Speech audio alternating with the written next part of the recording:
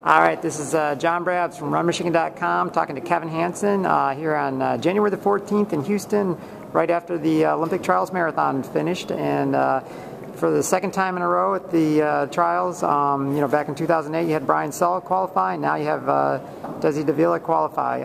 Got to be exciting, right? Absolutely, absolutely. It was, it's always exciting for the athlete, especially when they work for something as hard as they do, and it comes to fruition. It's awesome. And I know 4 years ago for Desi, she was in the thick of things, going not too far from the finish, I guess, and trying to catch up to that third place, and so it's got to be a different this time when she's in the. It is, but truthfully, 4 years ago that was her second marathon. She was not yet ready. Right. She was not yet. She didn't have the miles under her belt, the experience under her belt, all of those kind of things to make it happen yet. And that was the difference today. Today was far more. I felt she was capable of last time, but she would have to overcome some obstacles because of some of the things that she hadn't done. And now those things have been checked off the checklist, so we had a different level of expectations today. Right, and it was exciting listening to her in the press conference there when she was talking about, I think from difference, like you said, 4 years ago where it was her second marathon and she was learning a lot about it, but this time she's coming in, as the favorite, with her second place at Boston, and then she's talking about having to make sure the race stays honest. So basically, she was in the whole time. The thing is with Des that I like is that every race we add something different to her repertoire, so that she's a little bit better marathoner. I mean, now she's been in a situation, and most of the people in that field can't say they've been in a position where they've needed to dictate the pace.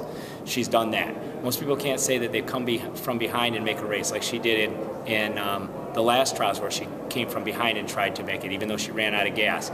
But other people can't say that they've been in a sprint race down the finish like she has at Boston. So she has several different kinds of things that she can look back on and say, and for improvement, but also experiences that sometimes are the only way to learn.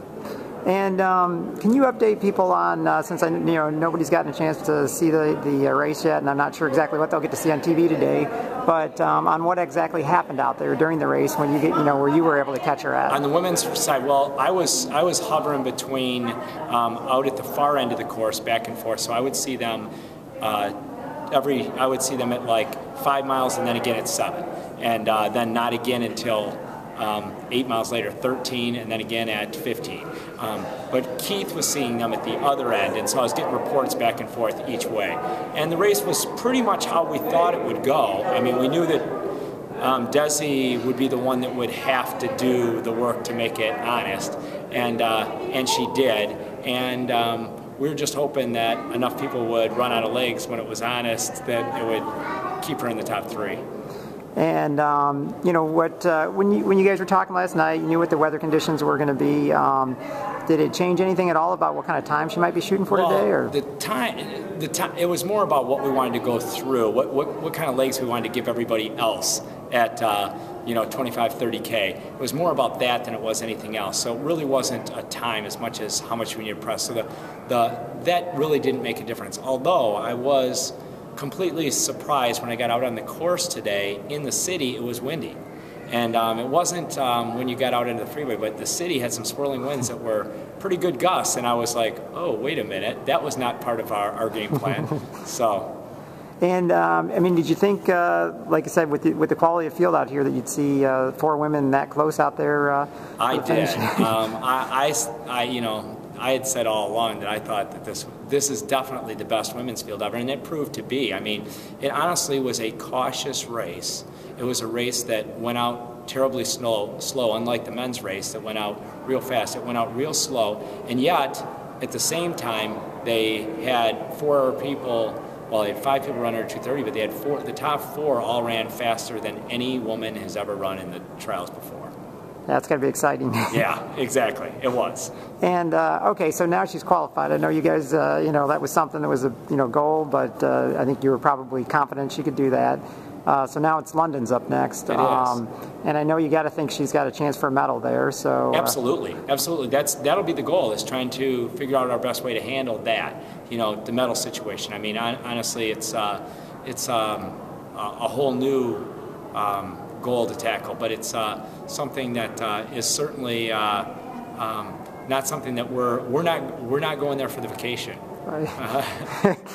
And just you know, after you see this race and some of the recent races with the women, any thoughts on what kind of time she's going to need to run there to get a medal? Or well, you know what? I mean, honestly, it's hard to tell, and everybody has to show up on their game day. But there's probably co-favorites right now, and Lilia Shobakova, who's, you know,